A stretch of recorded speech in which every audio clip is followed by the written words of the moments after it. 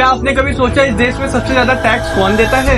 अंबानी, अडानी, टाटा या फिर कोई बॉलीवुड स्टार? आखिर वो कौन है जो देश के विकास के लिए सबसे ज्यादा पैसे देते हैं? आज हम इसी सवाल का जवाब ढूंढेंगे, लेकिन आपको इसका जवाब तुरंत नहीं मिलने वाला है। आपको इसका जवाब वीडियो के एंड तक मिलेगा, क्योंकि अगर आप वीडियो को पूरा देखोगे तो आपको बहुत अच्छे से समझ में आने वाला है कि टैक्स का क्या मामला है। तो वीडियो को एंड तक जरूर देखिएगा। तो सबसे पहले बात करते हैं कि टैक्स होता क्या है। सीधी भाषा में बात करें तो टैक्स वो चीज है जो हम सब लोग सरकार को देते हैं ताकि सरकार भारत को चला पाए। एक पूरे देश को चलाने के लिए पैसे लगते हैं और पैसे जनता से ही वसूल कर देश चलाया जाता है। और जो भी कार्य करती है सरकार वो ज्यादातर देश के नागरिकों के लिए ही करती है। रास्ते बनाना हो, स्कूल बनाना हो या फिर कोई अस्पताल चलाना हो, तो इन सब चीजों को चलाने के लिए लगता है पैसा, और पैसा आती है जनता से। अब टैक्स दो तरह के होते हैं, एक होता है डायरेक्ट टैक्स, एक होता है इनडायरेक्ट टैक्स। डायरेक्ट टैक्स मतलब होता है इनकम टैक्स जो आपकी कमाई पर लगता है। इनडायरेक्ट टैक्स जीएसटी होता है जो कि आपके सामान खरीदने पर लगता है। जैसे कि आपने कोई नया मोबाइल खरीदा या फिर आपने पिज्जा ऑर्डर किया या फिर आप ऑनलाइन कुछ भी ऑर्डर करते हो तो उसमें एक टैक्स लगता है, आपने ध्यान दिया होगा। तो वो जो टैक्स है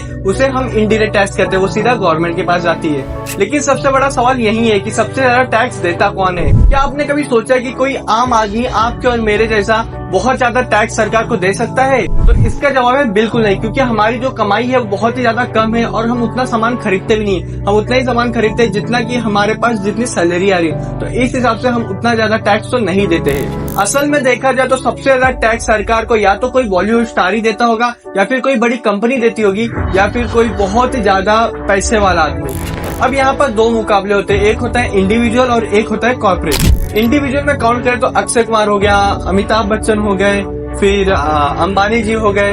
कॉर्पोरेट्स में देखा जाए तो फिर रिलायंस हो गया, इन्फोसिस हो गया, आईसीआईसीआई हो गया। तो अब देखते हैं कौन है सबसे आगे, कौन है जो सबसे ज्यादा टैक्स देता है। तो उसके लिए सबसे पहले देखेंगे जो पॉपुलर नामों को जिनके पास बहुत ही ज्यादा पैसा है। अक्षय कुमार को तो सभी जानते हैं, कहा जाता है कि वो इंडिया में सबसे ज्यादा टैक्स देने वाले अभिनेता है। कहा जाता है कि वो 25 से 30 करोड़ रुपए साल का टैक्स देते हैं। विराट कोहली, सलमान खान, अमिताभ बच्चन, ये तीनों भी बहुत ही ज्यादा टैक्स पेयर में काउंट होते हैं, क्योंकि इन सुपरस्टार की जो कमाई होती है बहुत ही ज्यादा होती है। इनकी फिल्मों से होती है, एडवर्टाइजमेंट्स होती है, ब्रांडिंग से होती है। लेकिन यहाँ पर एक चीज ध्यान देने की जरूरत है कि इन सब ने जो टैक्स भरा ये सब ने अकेले का भरा, यानी कि ये सब इंडिविजुअल्स में काउंट होते हैं। अब जरा हम नजर डालेंगे असली हैवी वेट पर। जब बात टैक्स कर आती है तो देखा जाए सबसे बड़ी बाजीगर कंपनियां होती है। अगर हम बात करें रिलायंस इंडस्ट्री की तो वो हजारों करोड़ रुपए साल का टैक्स भरती है।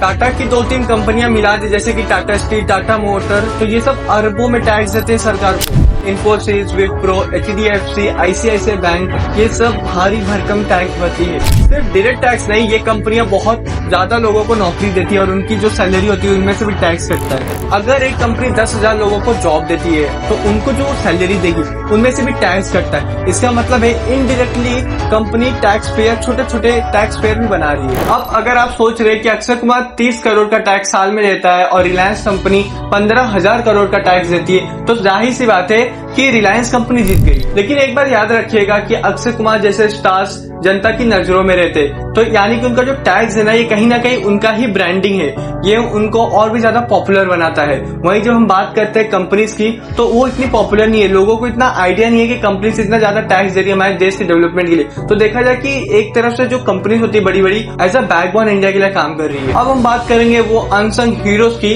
जो लोग छोटे टैक्स पेयर है, जैसे कि मिडिल क्लास फैमिली हो गई, या फिर छोटे बिजनेसमैन हो गए, या जो कॉर्पोरेट हो गए, जॉब वाले हो गए, उनकी हम बात करते हैं। ये वो लोग हैं जो हर महीने अपनी सैलरी से टैक्स हटवा देते हैं बिना कोई सवाल किए। हर महीने इनका पीआर कटता है, हर साल इनका आईटीआर कटता है, लेकिन फिर भी ये कभी भी इस चीज पर सवाल नहीं उठाते।